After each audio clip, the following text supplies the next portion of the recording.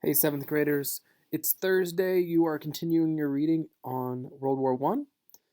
Section 4 is what I'm going to talk about today, which is the war at home. What's going on here in America during World War One?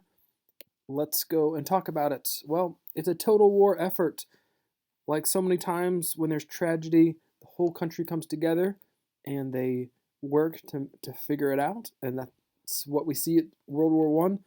That everyone's asked to do their part, even those that aren't soldiers that need to go off to fight.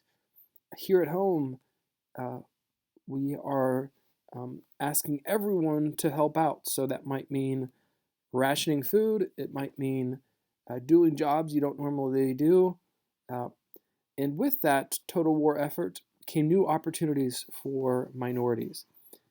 Women who had not normally been in the workplace started joining the workforce, and were asked to work in factories, asked to do things that they had normally been forbidden to do. So you think about Civil War a long time ago. Uh, we said that new opportunities in medicine were available in the Civil War for women. World War One keeps on adding to that. Now women are asked to do some things that they had previously been allowed to do, and so you'll start to see them take those next steps, and that leads to uh, women's right to vote that's going to be introduced not much later. So war is going to help accelerate opportunities for women politically and also vocationally in the workforce.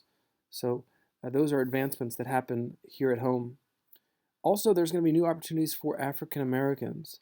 Um, this is the time period that we often call the Great Migration.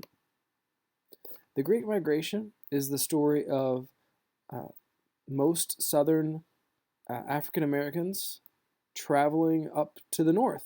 We said the north was the home for um, lots of industry, factory jobs, and as soldiers are leaving to go fight, African American men are asked to fill in for those jobs. And so lots of people leave sharecropping and they start to head towards the north where there's lots of job opportunities. And so this becomes another time for advancement for African Americans to have more rights, more opportunities. Whenever the soldiers come back home after the World War One, there's going to be some controversy. There's going to be some fighting for jobs, and people are going to have some. There's going to be some racial tension in the North, and we see that at this time period, there's going to be part of this Great Migration is that African Americans start to go towards these big industrial cities, places like Chicago, Detroit, Pittsburgh, Cleveland, New York, um,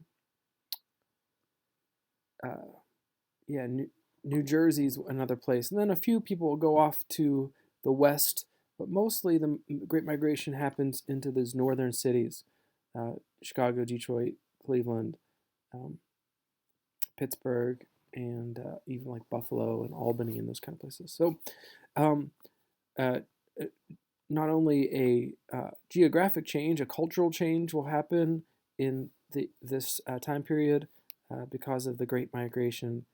Uh, First, as you look at the map, there's the first Great Migration happens um, right around the World War One to the beginning of World War Two, and then a second migration happens a little bit later on. But the first Great Migration mostly is from the south to those northern easterly cities to fill in for uh, empty jobs that were available now because of people leaving to go fight in World War One. So that's an important moment in U.S. history. All right, tomorrow is our Zoom class. We'll talk about how the war ends and some of the other consequences of World War One. See you guys.